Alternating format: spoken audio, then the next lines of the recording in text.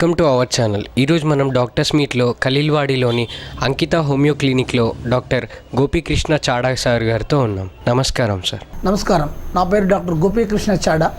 నేను ఒక హోమియో వైద్యుడిని. హోమియో వైద్యుడినే కాకుండా మానసిక వ్యక్తిత్వ వికాసానికి కూడా నేను ఒక పీజీ హోల్డర్ను.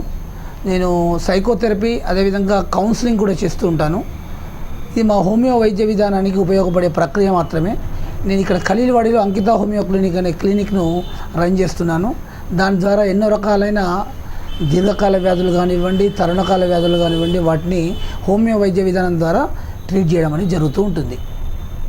డయాబెటిక్స్కి హోమియోపతి ద్వారా ఎంత సక్సెస్ ఉంది? డయాబెటీస్ అనేది ఈ మధ్య కాలంలో చాలా స్పీడ్గా వ్యాపిస్తున్న వ్యాధి. అది ఇంతకుముందు మనం అనుకున్నది చూడండి, ఆధునిక సమాజంలో డయాబెటీస్ ఉన్నంత స్పీడ్గా స్ప్రెడ్ అయ్యేది ఏది లేదు.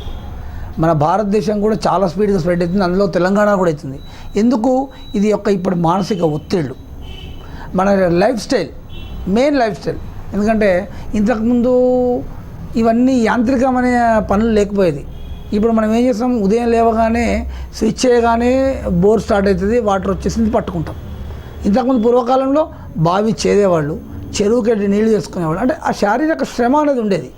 అంతేవిధంగా ఇంతకుముందు ఈ మధ్యకాలంలో ఇంకా రాను ఏమైపోయిందంటే, ఇంకా ఒకటి వేరే గృహోపకరణాలే కావు, మనం ఈవెన్ ఆఫీస్లో కూర్చున్నప్పుడు కూడా చేత్తో రాయడం తగ్గిపోయింది. కంప్యూటర్ వాడము, ఈ మధ్యకాలంలో ఇంకా ట్యాబు, దాంట్లోనే కంప్లీట్గా చేయడం, ఆ పేపర్ కూడా పేపర్లెస్ వర్క్ చేస్తున్నారు. దీనివల్ల ఏమైపోతుందంటే శారీరక శ్రమ అనేది తగ్గిపోతుంది, మానసికంగా ఆలోచించే ఒత్తిడి పెరుగుతుంది.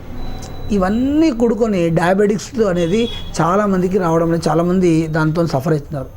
మెయిన్గా హోమియో వైద్య విధానం ద్వారా డయాబెటీస్ తగ్గించాలంటే, డయాబెటీస్ యొక్క లక్షణాలను కంట్రోల్లో పెట్టాలంటే, అది జనరల్గా ఎందుకు ఇన్సులిన్ అనేది శరీరంలో చక్కెర స్థాయిని పెంచుతుంటుంది. అదే ఇన్సులిన్ తగ్గి చక్కెర స్థాయి పెరగడం వల్ల దాన్ని డయాబెటీస్ అంటాం. ఇక్కడ ఇన్సులిన్ ఏమవుతుంది, ప్యాంక్రియాస్ అనే క్లోమ గ్రంథి శరీరంలో ఇన్సులిన్ను ప్రొడ్యూస్ చేస్తుంది.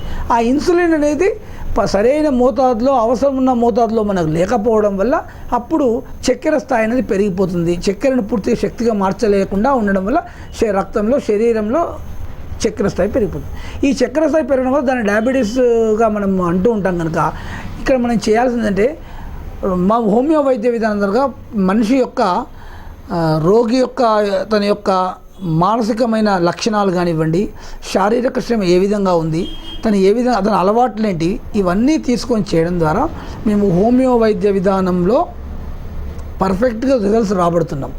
ఇంకొకటి, జనరల్గా ఏ వైద్య విధానం ద్వారా అయినా ఎక్కడైనా సరే ప్రపంచంలో డయాబెటిక్స్ వల్ల కొన్ని రకాలైన సైడ్ ఎఫెక్ట్స్ వస్తాయి. మందులు ఎంత కంట్రోల్లో ఉన్నాయి, ఏంటంటే దాన్ని డయాబెటిక్ నరాల మీద వస్తుంది, డయాబెటిక్ న్యూరోపతి అంటాం. రెండవది అది కిడ్నీ మీద ఇచ్చింది, డయాబెటిక్ నెఫ్రోపతి అంటాం. ఇంకోటి కంటి రెటినా పైన వస్తుంది, దాన్ని డయాబెటిక్ రెటినోపతి అంటుంటాం.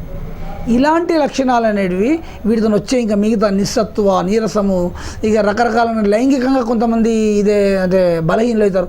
ఇవన్నీ సైడ్ ఎఫెక్ట్స్ అన్నీ హోమియో వైద్య విధానం ద్వారా పర్ఫెక్ట్గా మేము దాన్ని కంట్రోల్ చేస్తూ, షుగర్ను కంట్రోల్ చేస్తూ, అదేవిధంగా ఆహార నియమాలను కూడా పాటించాలి. మందులు వేసుకున్నాం కదా మేము ఏం తిన్నా నడిచిపోతున్నది కాదు. ఆహార నియమాలను, శారీరక వ్యాయామము, ఇవన్నీ ఒక రిథమికల్లీ, ఒక సక్రమైన పద్ధతిలో చేసుకుంటూ వస్తే హోమియో వైద్య విధానం ద్వారా పేషెంట్ డయాబెటిక్ ఉన్న వాళ్ళకి ఎలాంటి సైడ్ ఎఫెక్ట్ లేకుండా, ఎలాంటి దుష్ఫలితాలు లేకుండా కంప్లీట్గా ట్రీట్ చేయవచ్చు. ఈ వీడియో కనుక మీకు నచ్చినట్లయితే దయచేసి లైక్ చేయండి, షేర్ చేయండి. మరికొన్ని వీడియోస్ కోసం మా MYK మీడియాని సబ్స్క్రైబ్ చేసుకోవడం మర్చిపోకండి.